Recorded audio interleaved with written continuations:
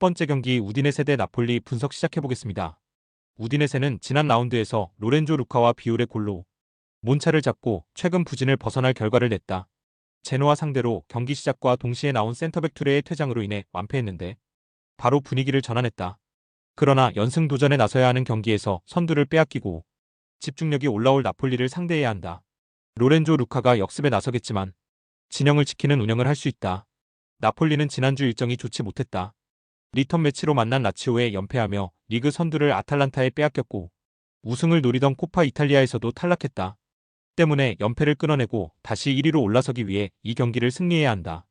루카쿠와 흡이차, 폴리타노의 스리톱이 경기 내내 공격적으로 골을 노릴 것이고 앙기사와 길모어가 중원에 라인을 올릴 것이다. 나폴리의 승리를 본다.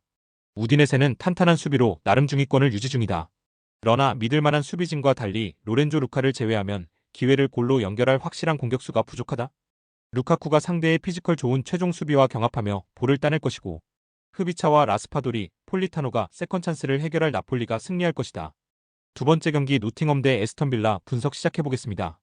노팅엄은 맨체스터 원정 연전에서 나름 성공적인 결과를 얻었다. 맨시티의 연패 탈출 희생양이 되긴 했지만 다음 경기에서는 맨유에 승리했다. 탄탄한 수비로 상대의 공세를 저지한다는 인상이 강하지만 크리스 우드와 깁스 화이트 등의 골로 난타전을 승리로 매조지했다. 그로 인해 리그 5위를 기록하며 다음 시즌 유럽 대항전 출전을 노리고 있다. 빌라는 리버풀과 첼시 등 리그 선두권 팀을 만나 연패하며 주춤했었다. 챔스에서도 초반의 상승세를 이어가지 못하는 등 어려운 최근을 보내고 있었다. 그러나 브렌트포드전 승리 이후 3연승에 성공하며 떨어진 팀 분위기를 끌어올렸다. 주중에는 난적 라이프치히 원정도 승리하며 챔스 승점 3점을 더하기도 했다. 단 타이트한 일정으로 나서는 경기기에 체력적 부담이 있다. 접전을 본다. 체력적 부담이 큰 빌라 상대로 홈의 2점도 누릴 노팅엄이 경기를 지배할 것으로 보인다. EH와 앤더슨 등 팀의 중심을 잡아줄 선수들도 있고 우드는 언제든 해결이 가능한 공격수다. 단 틸레만스와 바클리가 경기 내내 수비 보호에 나서며 중원 힘겨루기를 할 빌라가 쉽게 무너지지 않을 것이다. 90분 내내 밀고 밀리는 접전 끝에 승리팀이 나오지 않을 경기다. 세 번째 경기 세비야 대 셀타비고 분석 시작해보겠습니다. 세비야는 지난 라운드에서 리그 3위인 아틀레티코 상대로 승리하는 듯했지만 후반 막판을 버티지 못하고 패했다. 선제골 허용 이후 루케바키오와 로메로, 주안루의 연속골이 나오며 앞서갔는데 동점을 허용했고 종료 직전 그리즈만에게 결승골을 허용했다. 3경기 연속 무패에 도전한 경기에서 원하는 결과를 얻지 못했고 홈경기에 나선다. 다행인 건 부상으로 인한 전력 누수가 없고 사울과 몬티엘, 나바스 등이 로테이션 자원으로 나올 정도로 선수단 구성이 좋다는 점이다. 셀타는 마요르카를 잡고 순위를 끌어올렸다. 선제골이 나온 이후 상대의 거친 공세에 고전했지만 교체로 들어온 베테랑 스트라이커 이아고 아스파스가 승부를 가르는 쐐기골을 터뜨렸다. 에스파뇰과 바르샤 등 카탈루냐 지역의 팀들 상대로 2경기 연속 승리를 따내지 못했었는데 반등하기 충분한 결과였다. 접전을 본다. 세비야는 엔 네시리가 떠난 이후 확실한 해결사 부재로 고전했다. 그러나 이상 로메로가 주전 스트라이커로 나서며 어느 정도 문제를 해결했고 주안루와 페르난데스 등의 이선 침투가 안정적이다. 단 모리바가 경기 내내 최종 수비를 보호하며 임할 것이고 알론소와 스타르펠트가 뒷공간을 허용하지 않을 셀타 상대로 승점 1점에 만족해야 할 것이다. 네 번째 경기 장크트 파울리 대 베르더 브레멘 분석 시작해보겠습니다. 장파울리는 레버쿠젠 원정에서 패하고 홈경기에 나선다. 디펜딩 챔프 상대로도 모르간 길라보기에 골이 나오는 등 경기의 분위기를 내주지 않았는데 원하는 승점 추가에는 실패했다. 그래도 홀슈타인전 승리 이후 경기력이 어느 정도 올라온 모습이다. 에릭 스미스와 네메스 등이 수비 라인을 안정적으로 지켜내고 있고 살리아카스의 측면 돌파도 위력적이다. 브레멘은 지난 라운드에서 리그 최하위 팀인 보움을 잡았다. 연패 탈출 의지가 강했던 홈팀 상대로 어려운 경기를 했지만 스타계의 결승골을 잘 지켰다. 그로 인해 원정 연패를 끊었고 이제 상위권 추격을 노린다. 최전방에 나설 투쿠시가 강점인 포스트 플레이로 제공권 장악에 나설 것이고 바이저와 슈미트 등이 측면 돌파로 기회를 노릴 것이다. 접전을 본다.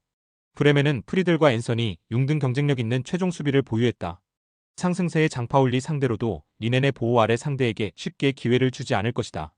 단 장파울리가 홈에서 안정적인 경기력을 뽐내기에 최선의 결과를 얻긴 어렵다. 두 팀이 헛심 공방 끝에 승부를 가리지 못할 것이다. 다섯 번째 경기 헤이렌베인 대 PSV 분석 시작해보겠습니다. 헤렌베는 빌럼 원정을 승리하며 3경기 만에 승리를 추가했다. 그로 인해 중위권인 10위로 올라섰지만 아직은 안정적인 잔류권으로 보기 어렵고 리그 선두인 호벤전에서 승점이 필요하다. 리그 1위를 만나지만 호벤이 주중에 프랑스 원정을 다녀왔기에 체력적으로 부담이 있을 것이고 홈의 이점을 살릴 수 있다. 단 새로 가세한 자한바크시를 비롯해 니콜라이스쿠 등이 극단적인 공격 위주의 운영을 하진 않을 것이다. 호벤은 아약스 원정 패배 이후 4연승에 성공하며 2위권과 격차를 벌렸다. 위트와 아약스, 페에노르트 등의 추격을 받고 있는데 어느 정도는 여유가 있다. 단 추격자가 많고 주중에 브레스트에 패했기에 이번 원정의 집중력을 끌어올릴 것이다. 룩데용과 노아 랭, 리카르도, 페피가 경기 내내 골을 노릴 것이고 마우루 주니어와 거스틸이 중원을 책임질 것이다. 호벤의 승리를 본다. 브레스트 원정에서 패하고 돌아왔지만 슈팅 시도를 20개 가까이 가져가는 등 챔스에서도 전혀 경기력이 떨어진 모습은 아니었다. 특히 부상자들이 거의 돌아왔기에 일정에 대한 부담이 덜하고 틸만과 로자노가 측면과 중원을 오가며 상대 수비를 무너뜨릴 것이다. 여섯 번째 경기 오세르 대 랑스 분석 시작해보겠습니다. 오세르는 리그왕 8위를 달리고 있다. 시즌 전만 하더라도 가장 유력한 강등 후보로 평가됐는데 기대 이상의 성적을 내고 있다. 특히 홈에서 강한데 지난 라운드 8위 생제르망 상대로 승점을 따낸 것을 비롯해 렌과 앙제 등을 제압하며 홈 무패를 이어가고 있다. 그 기간 주발과 가브리엘 오쇼 등 최종 수비가 3경기 연속 클린시트를 합작했고 하메드 트라오레가 공격을 잘 이끌었다. 랑스는 연승에 성공하며 상위권을 맹추격 중이다. 리그 개막 이후 무패를 이어가다 연패를 당했었는데 다시 달릴 준비를 마쳤다. 최근 4경기에서 3승을 올렸고 2경기에서는 상대에게 실점하지 않는 등 공수 밸런스도 안정적이다. 은졸라가 최전방 공격수로 나서며 연계 플레이도 나아졌고 토마손이 지난 시즌의 경기 영향력을 되찾았다. 랑스의 승리를 본다.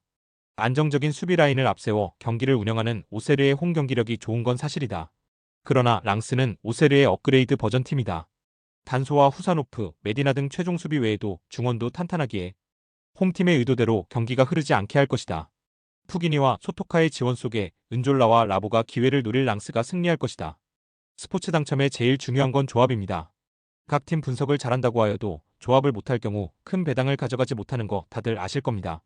그리고 유튜브에 조합을 올려드릴 수 있지만 좀 더 자세한 정보들과 배당 흐름 및 각종 이슈 등 경기 전까지 어떻게 될지 모르니 조합을 빠르게 유튜브에 올려드릴 수 없는 점 양해 부탁드립니다.